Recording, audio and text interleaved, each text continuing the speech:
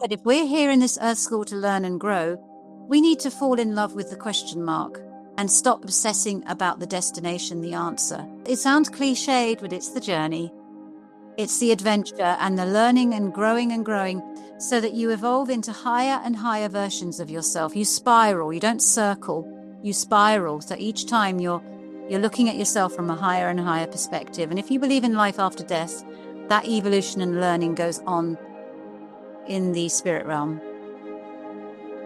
Theresa, thank you. Welcome to the show. And I'm so happy to see you after a few attempts at scheduling this, but we're opposite ends of the earth, so it seems. Yeah, it's lovely. Thank you, Paul, for the opportunity to talk to you. And yeah, I'm sorry about the scheduling, but I'm a firm believer that everything happens for a reason. So the time's right now to speak. The time is right. We got there. That's fine. I really wanted to have you on because dreaming and lucid dreaming is something, or just recording my dream states is something I've been doing for the last 6 months, and it's been somewhat surprising, incredible, and strange to see, to reflect on those dream journals weeks later and make sense of what seems at the time very strange and esoteric messages that don't appear to fit in my life. And then pennies will drop and I'm like, oh my God, this metaphor was actually perfect for what then transpired weeks and weeks later. And sorry, go on. Jump in there because immediately I thought of Oscar Wilde there, who once famously said he always wanted something sensational to read on the train, so he brought his diary. But I think your dream diary, now that's really sensational. Yeah, if you want to try and convince yourself you're not going mad as well. Well, yeah, but it's kind of seeing this nocturnal intuition talking to you, brainstorming for you. And there is tentative to research to show that the symbolic language that, is like a movie is playing out for you at night, is sorting out problems for you, is brainstorming, it's potentially foreshadowing the future for you. It's an incredible inner therapist we've got. And I'm just on a mission to try and get everybody to do what you're doing and record their dreams every morning on waking. And even if they don't recall them, to write down how they feel, because that will be the result of a dream, because dreams speak in the language of both symbols and emotion. And every morning you wake up feeling a bit different. And that's because of the dreams you've had. Because if you're listening or watching and you think you don't dream, you do. Brain scans show you dream every single night. And we can go into the science of that. Sorry, I'm used to just rambling because I do my own shows, so it's quite hard having tables turned because I want to interview you. No, the rambling is it's not rambling. Firstly, secondly, it's great. I like just to dive in as well. To give people just a very quick frame, how did you become so interested in this topic and dedicated to unlocking the secrets of dreams for people? No choice, really. I was born into a family of psychics and spiritualists and dream decoders and astrologers. I grew up in a very alternative family, home educated, and was blessed to have the opportunity to read theology and English religion at King's College, Cambridge University, where I had my belief in an invisible world and in the power of dreams to change your life seriously challenged. You can imagine in that kind of environment with academics and skeptics abound, but it was very good for me because it helped me sharpen my writing tools, my research tools, and also gave me the opportunity to reach out to scientists and psychologists researching dreaming, which I've continued to do throughout my writing to career.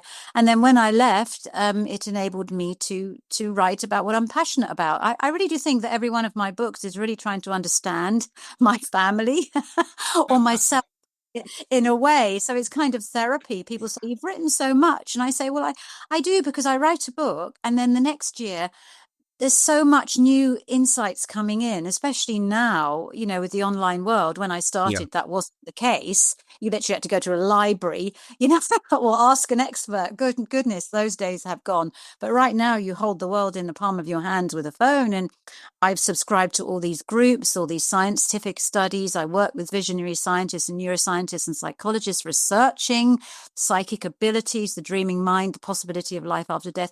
And literally on a weekly basis, new insights and revelations are coming in.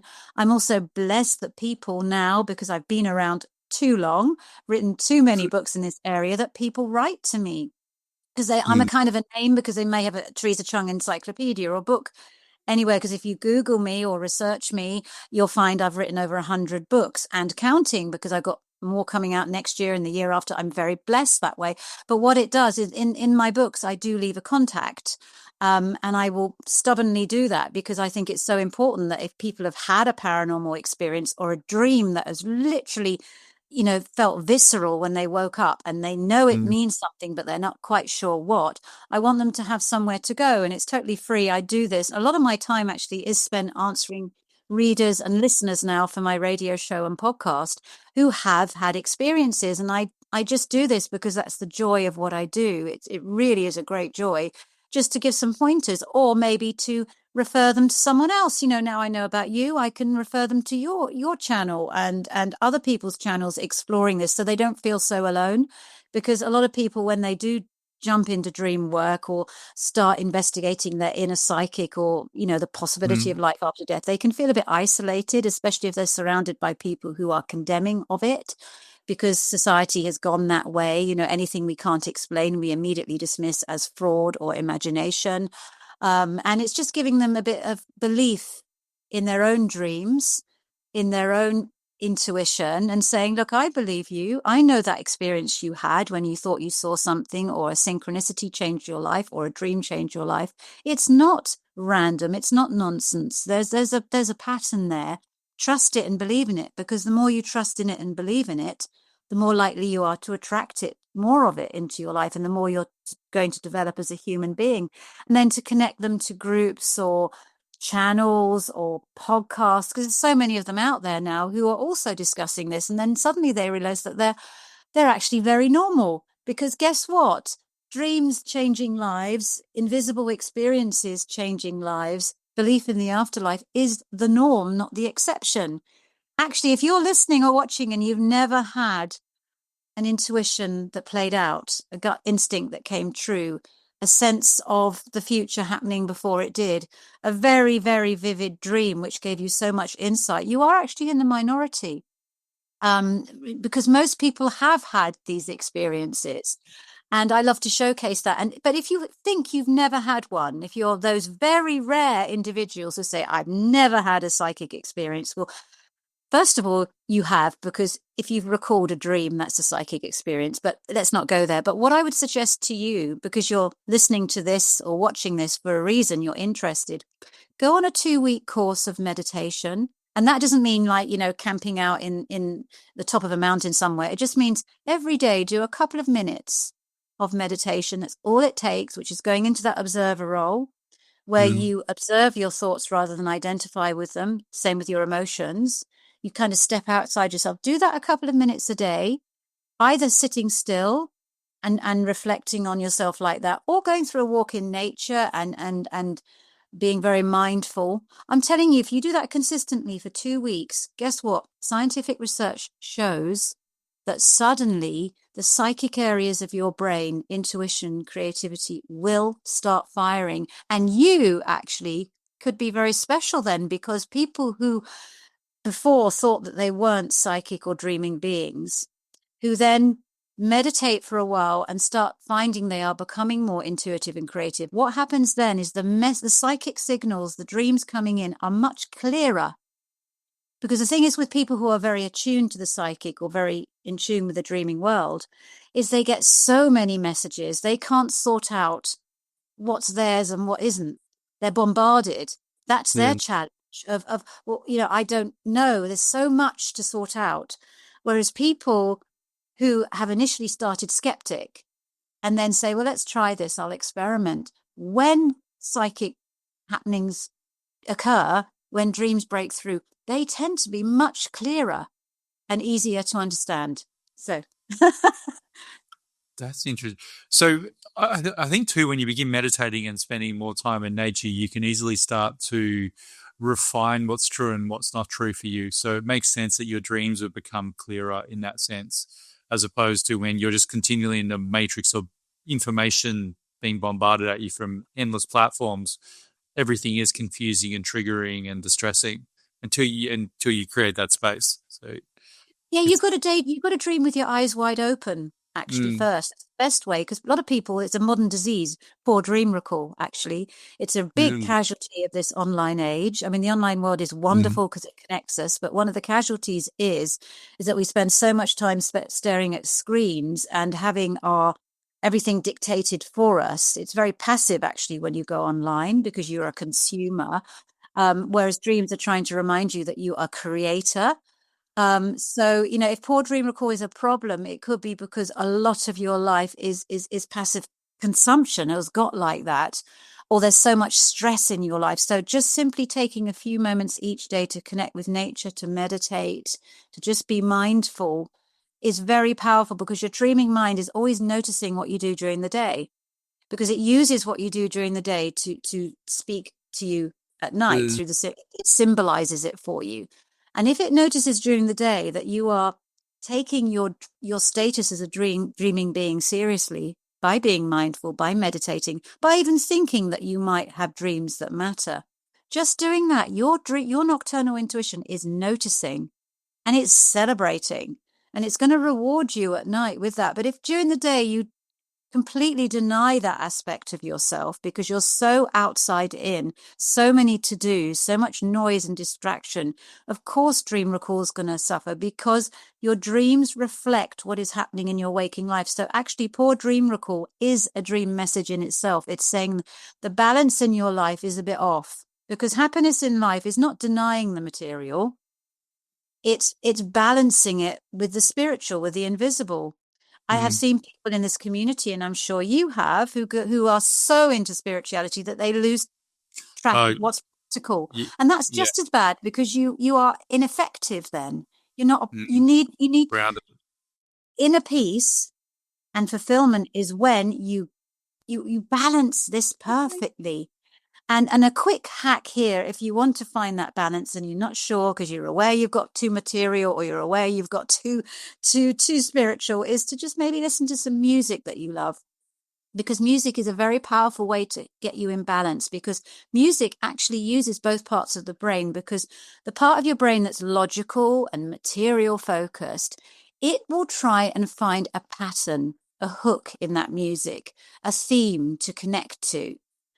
And whilst that conscious part of your brain is busy there, the other part of your brain, the intuitive, the creative, the dreaming, is free to dream. And for once in your life, the two parts of your brain aren't at war, trying to cancel each other out. They're both on task, doing what they need to do.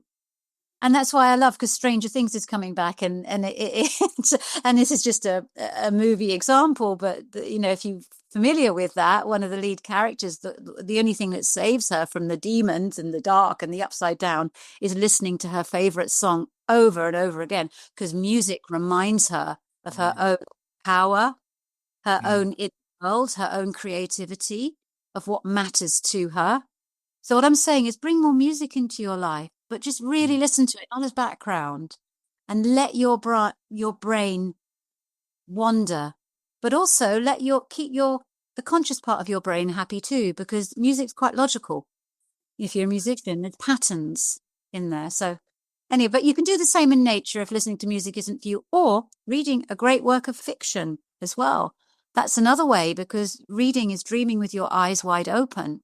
So read more fiction, practice that dreaming state when you're awake, where you are, because when you read, yes, you're reading what the author has written, but you're making pictures in your mind, you're imagining the scenarios. That's why often when a book becomes a movie, they're disappointed, because the world they created never as vivid.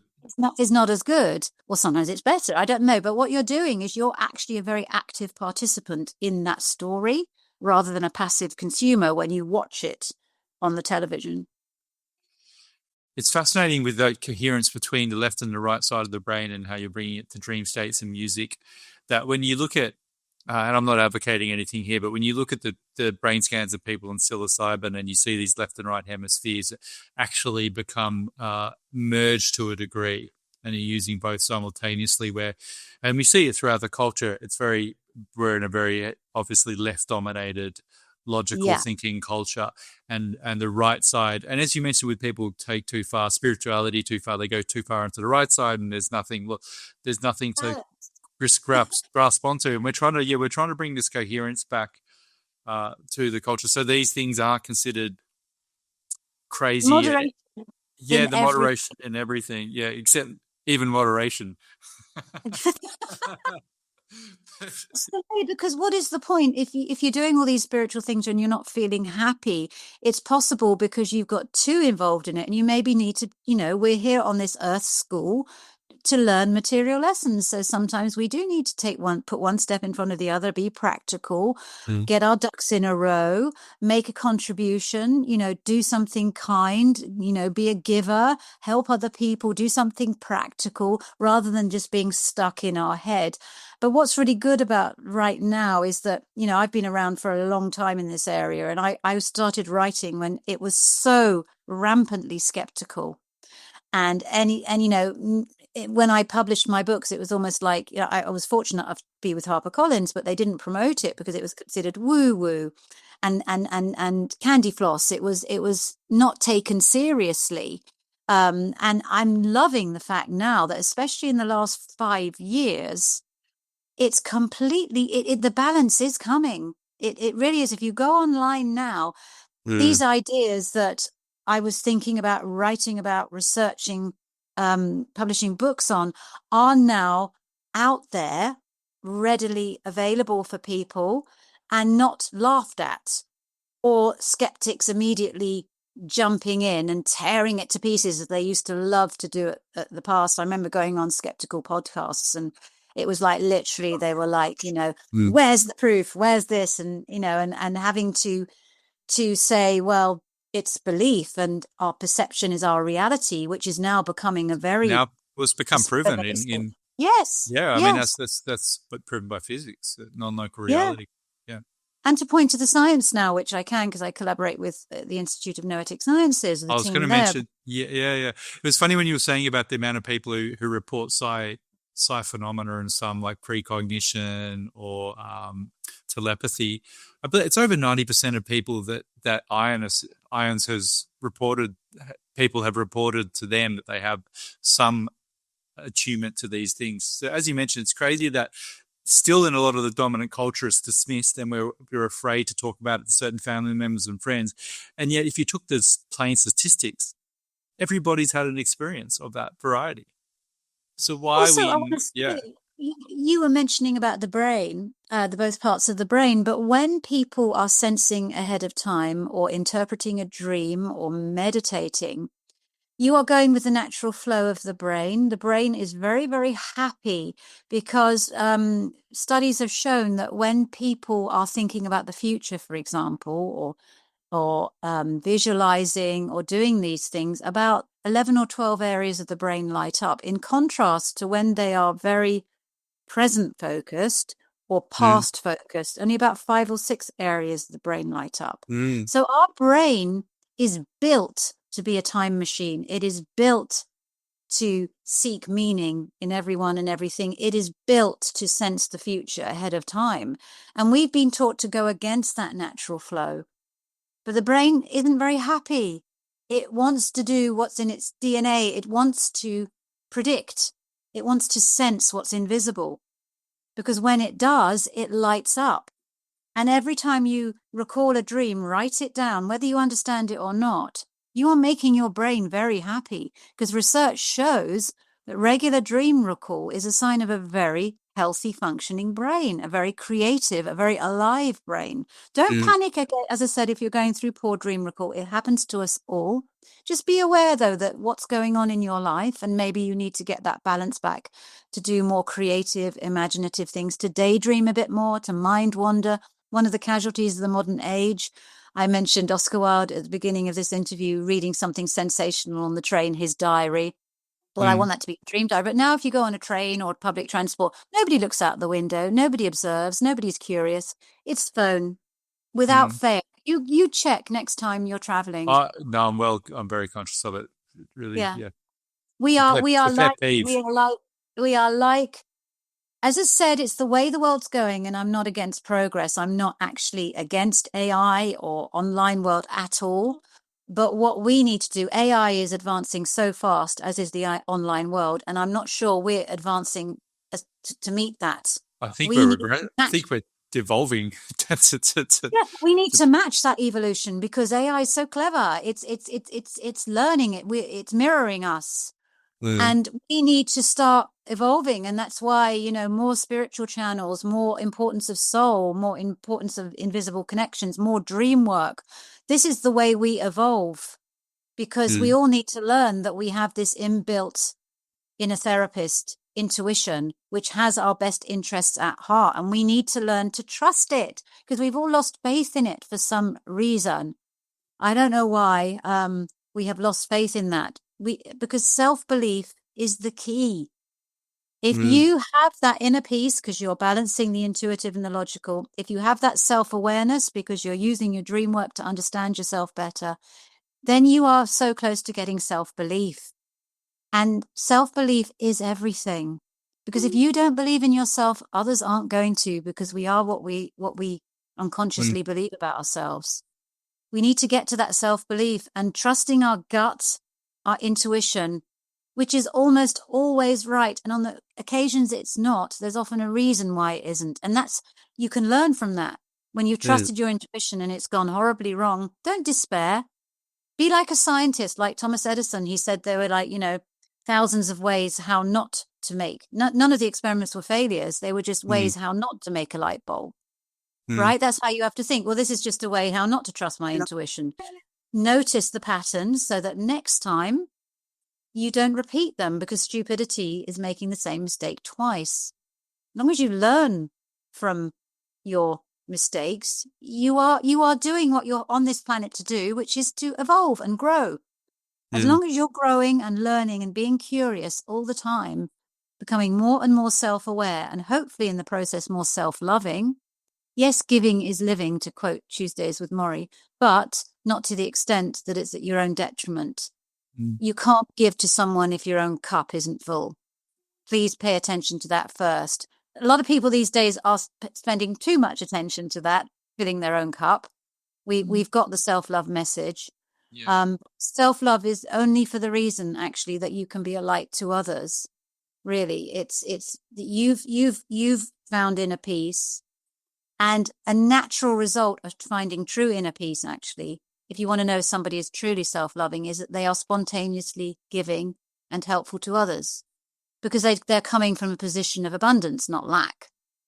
So, you know, but we all go through times when we need to guard our boundaries, and know when, you know, giving to someone else is going to be at our own detriment. Nothing wrong with that.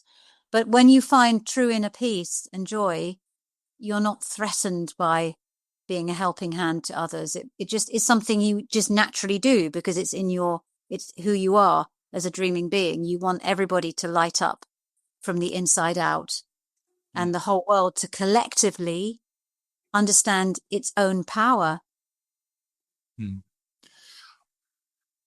I'm just trying to think of, there's so many things I want to touch upon that in what you just mentioned. But one of the keys that I see with AI and these psi abilities that we all have access to when we cultivate them, is that those are our superpowers, and all of them also lead to us being.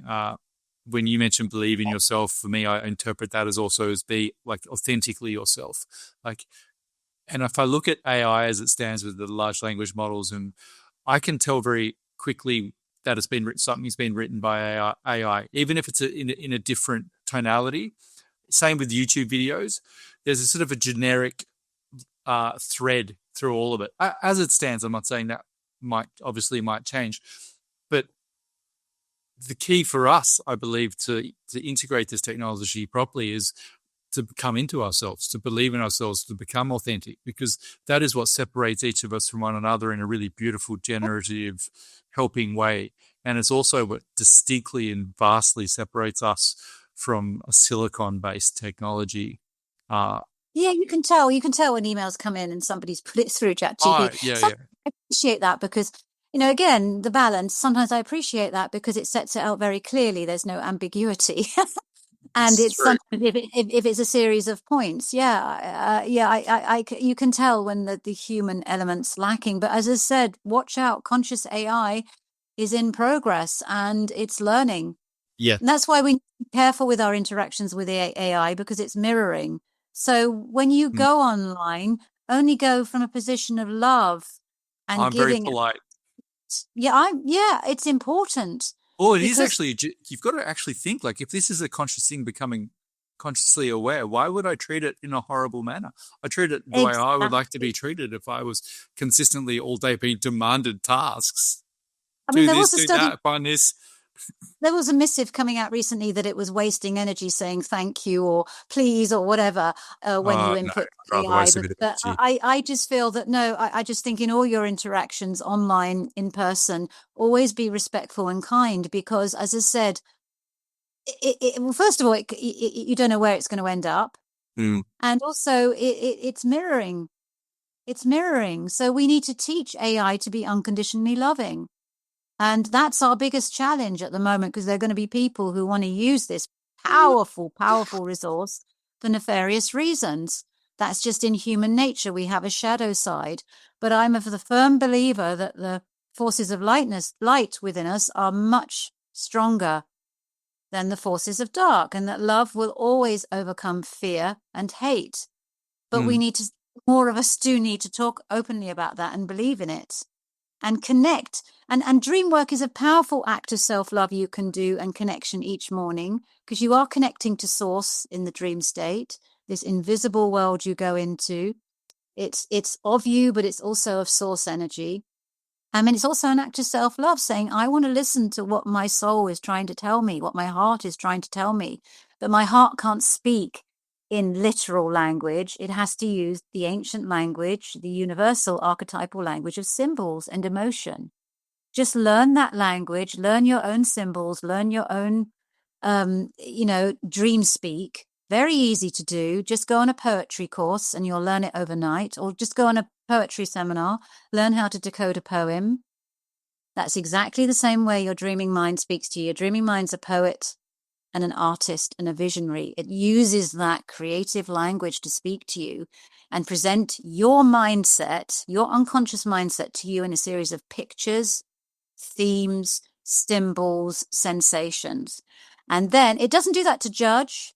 It just does that for you. It's like a report card saying, okay, this is where you're currently at, your mindset. Do you like it? If you don't like it, great. Every day you're reborn anew. Change it. Change the perception that is attracting your reality. I'm conscious of your time. I know you've got a lot on. Sorry, So yeah, I know. no, you're completely fine. I appreciate that you taking the time you can. I just want to ask, there's so many questions, but I'm going to ask two ones which seem the most prescient to my mind. And one is, firstly, do you have any take on where we go when we dream? Like, is there anything? I know it's an almost unanswerable question. Yeah. Everywhere we go to the invisible realm, spirit, source, energy. We become vibration. That's where we go. You could also say we go home to our soul. The part of us that is invisible, unseen, and the part of us that I believe survives bodily death. We connect to that, or we get a door to that. In many cultures, it is believed that when you dream, you go into the afterlife or the spirit realm. That's where I believe we go. But we also, the spirit realm, the inner angel within you is connected to the angels without you. We are all interconnected. We are all drops in the ocean, and we get a glimpse of that infinite expansiveness every single night in the dream state, because scientists, bless them, are still trying to understand the point of dreams. They know that dreams are very good for the brain and very healthy, but they still don't really know what they are and why they have them, just as they don't really know why we sleep. Science still doesn't know why we sleep. They know that during sleep hormones are released, but very it's important not ones. rest. It's not, we don't rest when we sleep. Our brain is actually more active than ever in the dream state, and our body fidgets. And if you're a sleep talker, you talk. So there's no rest. So what's going on? And I love the fact that science is still grappling, what is time? What is sleep? What is dreams? What is life itself? We are infinite mysteries. And I think dreams are a doorway to that mystery, and the very start of all personal psychic and spiritual growth and awakening. If you don't think you are a spiritual being having a human experience, just remember your last dream and think about that. Where did you go? Why did you have it? What did it mean? And don't always seek answers, because answers actually shut down the brain. Questions open it. Yeah. And as I said, if we're here in this Earth School to learn and grow, we need to fall in love with the question mark and stop obsessing about the destination, the answer. It sounds cliched, but it's the journey. It's the adventure and the learning and growing so that you evolve into higher and higher versions of yourself. You spiral, you don't circle, you spiral. So each time you're looking at yourself from a higher and higher perspective. And if you believe in life after death, that evolution and learning goes on in the spirit realm. I don't think science is ever, as it stands, is ever going to find it, because they're spiritual questions as opposed to mechanistic bodily questions. And I was just thinking when you were saying that, in terms of maybe that sleep and dreams are built into the DNA of us, because it's going to permanently connect us to the other side of it's going to remind us that it's going to remind us who we are, that we are soul, and also that our relationship with our soul is the most important thing. I want the whole world to wake up with dreams and gratitude from them on their mind. An opportunity to be reborn anew with the nightly report you've got at night, to take that wisdom, apply it, brainstorm it, apply it to your waking life. And, you get a chance to dream again, and start interpreting your waking life maybe as if it was a dream. Don't take everything literally. Look beneath the surface for deeper and deeper levels of meaning. Because we are, as I said, our brain is hardwired to seek meaning. We want to find meaning, and increasingly people these days are not finding meaning in the old ways, the traditional ways of career, job, even relationships. Sometimes they're wanting something deeper, a meaning and a purpose. And it all starts with that relationship with yourself, which you are working on every night in the dream state. Your dreaming mind is trying to improve that relationship with yourself, remove the fear of aspects of yourself that you repress or deny, help you brainstorm, point out things in your waking life that you've not noticed that are important to notice, but your ego, logic, reason has blocked from your awareness when you're awake. But when you fall asleep and your pure creativity, pure intuition, pure spirit, in my opinion, you get to see all these things that you need to notice but aren't in your waking life. Thank you so much for your time. I will link off everything in the show notes to find your work. And if people are sparked by this, there's everything. You've got so many books for them and places to start to learn about how to decode their dreams. I mentioned the power of reading fiction. I wrote my first novel. I don't know if you see it. Oh, it's speaking.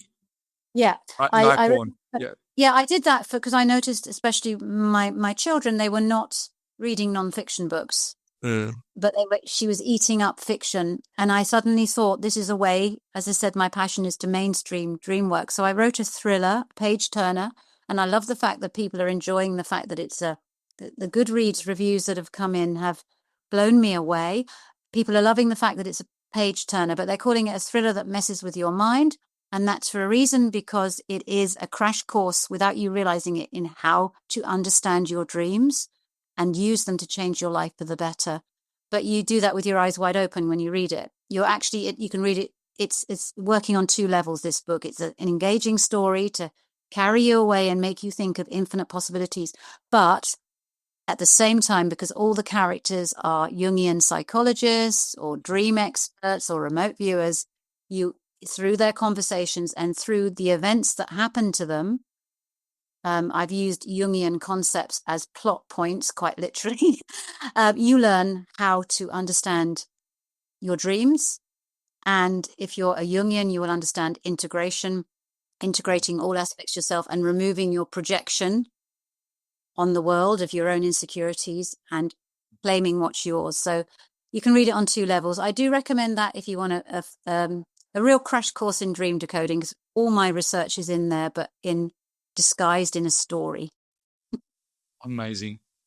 Thank you. I'll put everything in for that to find you, all of the work that you do in the notes, and I very much appreciate you taking the time Well, to I chat with me. appreciate all you do as well, and your channel for raising awareness. Long may it continue, and thank you. And I will recommend it wherever I can. Thank you. Thank you so much.